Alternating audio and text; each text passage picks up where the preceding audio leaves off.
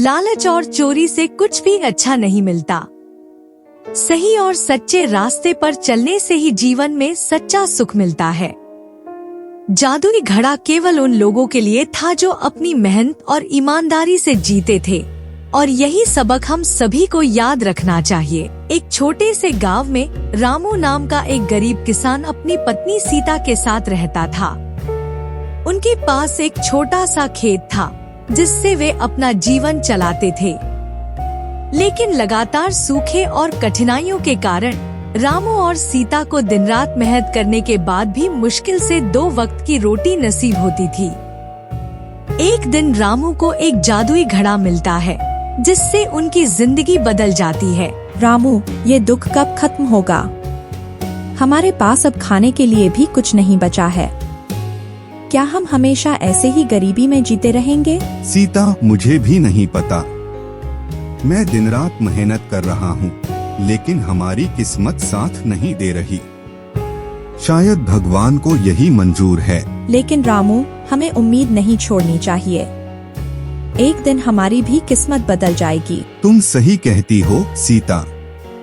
चलो, मैं खेतों की तरफ देख आता हूँ, शायद कोई रास्ता निकल आए। रामू अपने खेतों की तरफ जा रहा होता है।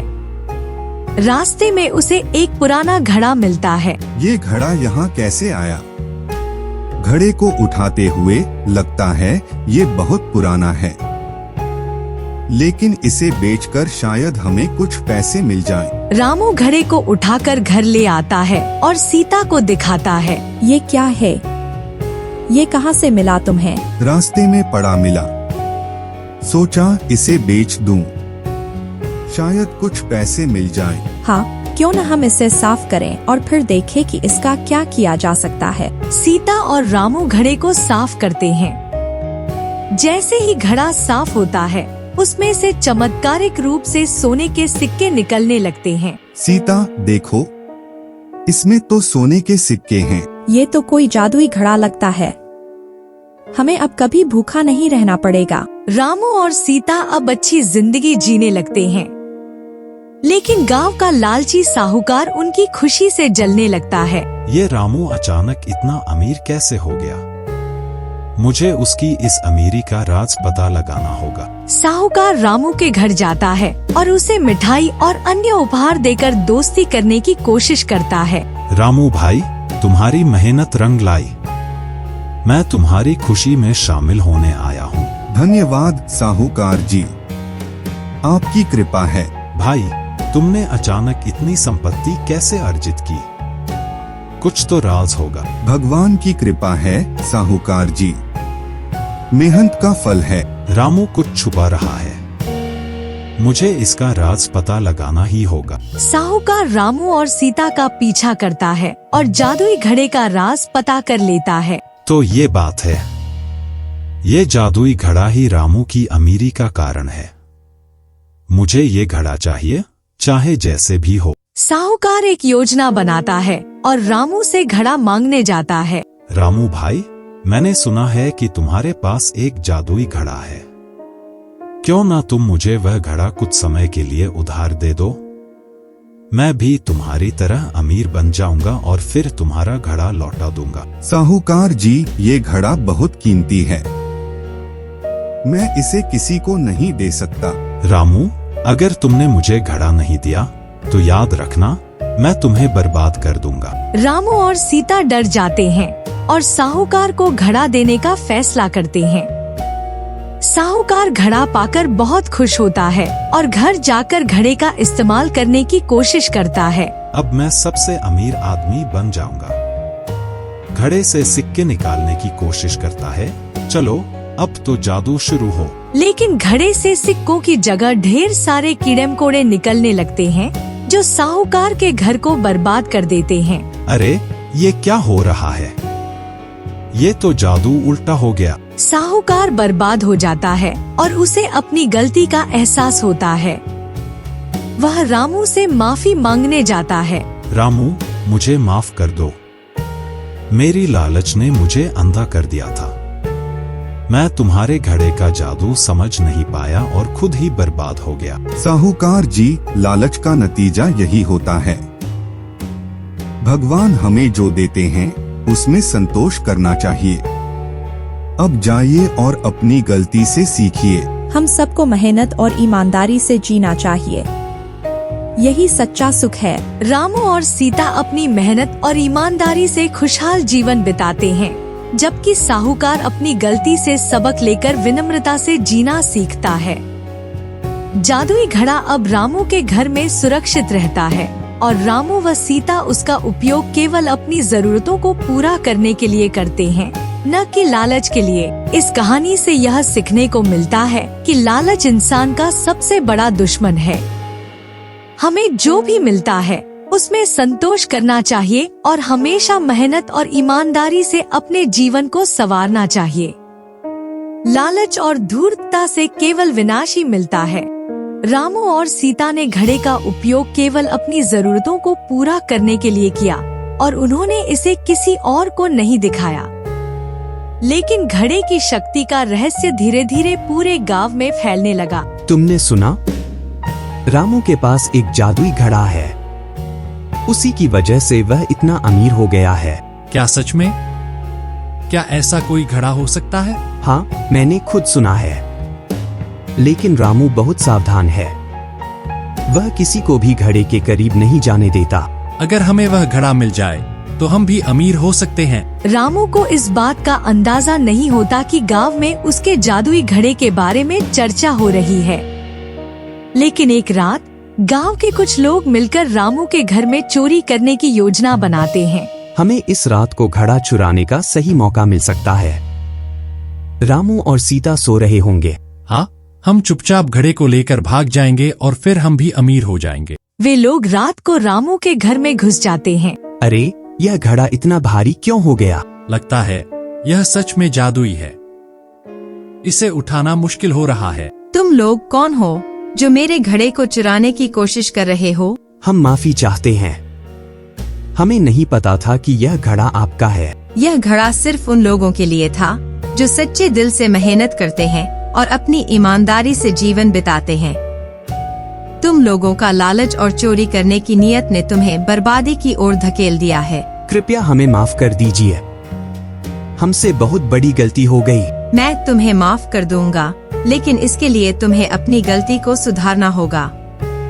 तुम सभी लोग गांव के हर गरीब व्यक्ति की मदद करोगे और जो संपत्ति तुमने अनुचित तरीकों से अर्जित की है उसे गरीबों में बांटोगे। अगर तुमने ऐसा नहीं किया तो तुम्हारी जिंदगी में कभी सुख शांति नहीं रहेगी। हम आपके आदेश का पालन करेंगे, हम अपनी गलती सुधारेंगे और गांव के लोगों की मदद करेंगे। लालच और चोरी से कुछ भी अच्छा नहीं मिलता। सही और सच्चे रास्ते पर चलने से ही जीवन में सच्चा सुख मिलता है। जादुई घड़ा केवल उन लोगों के लिए था जो अपनी मेहनत और ईमानदारी से जीते थे, और यही सबक हम सभी को याद रखना चाहिए। एक छोटे से गांव में रामू नाम का एक गरीब किसान अपनी पत्नी सीता के साथ रहता था। उनके पास एक छोटा सा खेत था जिससे वे अपना जीवन चलाते थे। लेकिन लगातार सूखे और कठिनाइयों के कारण रामू और सीता को दिन रात मेहनत करने के बाद भी मुश्किल से 2 वक्त की रोटी नसीब होती थी। एक दिन रामू को एक जादुई घड़ा मिलता है जिससे उनकी जिंदगी बदल जाती है। रामू, ये दुख कब खत्म होगा? हमारे पास अब खाने के लिए भी कुछ नहीं बचा है। क्या हम हमेशा ऐसे ही गरीबी में जीते रहेंगे? सीता, मुझे भी नहीं पता। मैं दिन रात मेहनत कर रहा हूँ, लेकिन हमारी किस्मत साथ नहीं दे रही। शायद भगवान को यही मंजूर है। लेकिन रामू, हमें उम्मीद नहीं छोड़नी चाहिए। एक दिन हमारी भी किस्मत बदल जाएगी। तुम सही कहती हो सीता। चलो मैं खेतों की तरफ देख आता हूँ, शायद कोई रास्ता निकल आए। रामू अपने खेतों की तरफ जा रहा होता है। रास्ते में उसे एक पुराना घड़ा मिलता है। ये घड़ा यहाँ कैसे आया? घड़े को उठाते हुए लगता है ये बहुत पुराना है, लेकिन इसे बेचकर शायद हमें कुछ पैसे मिल जाएं। रामू घड़े को उठाकर घर ले आता है और सीता को दिखाता है। ये क्या है? ये कहाँ से मिला तुम्हें? रास्ते में पड़ा मिला, सोचा इसे बेच दूं, शायद कुछ पैसे मिल जाएं। हाँ, क्यों न हम इसे साफ करें और फिर देखें कि इसका क्या किया जा सकता है। सीता और रामू घड़े को साफ करते हैं। जैसे ही घड़ा साफ होता है, उसमें से चमत्कारिक रूप से सोने के सिक्के निकलने लगते हैं। सीता देखो, इसमें तो सोने के सिक्के हैं। ये तो कोई जादुई घड़ा लगता है। हमें अब कभी भूखा नहीं रहना पड़ेगा। रामू और सीता अब अच्छी जिंदगी जीने लगते हैं। लेकिन गांव का लालची साहूकार उनकी खुशी से जलने लगता है। ये रामू अचानक इतना अमीर कैसे हो गया? मुझे उसकी इस अमीरी का राज पता लगाना होगा। साहूकार रामू के घर जाता है और उसे मिठाई और अन्य उपहार देकर दोस्ती करने की कोशिश करता है। रामू भाई, तुम्हारी मेहनत रंग लाई। मैं तुम्हारी खुशी में शामिल होने आया हूँ। धन्यवाद साहूकार जी, आपकी कृपा है। भाई, तुमने अचानक इतनी संपत्ति कैसे अर्जित की? कुछ तो राज होगा। भगवान की कृपा है साहूकार जी, मेहनत का फल है। रामू कुछ छुपा रहा है। मुझे इसका राज पता लगाना ही होगा। साहूकार रामू और सीता का पीछा करता है और जादुई घड़े का राज पता कर लेता है। तो ये बात है, ये जादुई घड़ा ही रामू की अमीरी का कारण है। मुझे ये घड़ा चाहिए, चाहे जैसे भी हो। साहूकार एक योजना बनाता है और रामू से घड़ा मांगने जाता है। रामू भाई, मैंने सुना है कि तुम्हारे पास एक जादुई घड़ा है। क्यों ना तुम मुझे वह घड़ा कुछ समय के लिए उधार दे दो? मैं भी तुम्हारी तरह अमीर बन जाऊंगा और फिर तुम्हारा घड़ा लौटा दूंगा। साहूकार जी, ये घड़ा बहुत कीमती है, मैं इसे किसी को नहीं दे सकता। रामू, अगर तुमने मुझे घड़ा नहीं दिया तो याद रखना, मैं तुम्हें बर्बाद कर दूंगा। रामू और सीता डर जाते हैं और साहूकार को घड़ा देने का फैसला करते हैं। साहूकार घड़ा पाकर बहुत खुश होता है और घर जाकर घड़े का इस्तेमाल करने की कोशिश करता है। अब मैं सबसे अमीर आदमी बन जाऊंगा। घड़े से सिक्के निकालने की कोशिश करता है। चलो, अब तो जादू शुरू हो। लेकिन घड़े से सिक्कों की जगह ढेर सारे कीड़े मकोड़े निकलने लगते हैं, जो साहूकार के घर को बर्बाद कर देते हैं। अरे, ये क्या हो रहा है? ये तो जादू उल्टा हो गया। साहूकार बर्बाद हो जाता है और उसे अपनी गलती का एहसास होता है। वह रामू से माफी मांगने जाता है। रामू, मुझे माफ कर दो। मेरी लालच ने मुझे अंधा कर दिया था। मैं तुम्हारे घड़े का जादू समझ नहीं पाया और खुद ही बर्बाद हो गया। साहूकार जी, लालच का नतीजा यही होता है। भगवान हमें जो देते हैं उसमें संतोष करना चाहिए। अब जाइए और अपनी गलती से सीखिए। हम सबको मेहनत और ईमानदारी से जीना चाहिए। यही सच्चा सुख है। रामू और सीता अपनी मेहनत और ईमानदारी से खुशहाल जीवन बिताते हैं, जबकि साहूकार अपनी गलती से सबक लेकर विनम्रता से जीना सीखता है।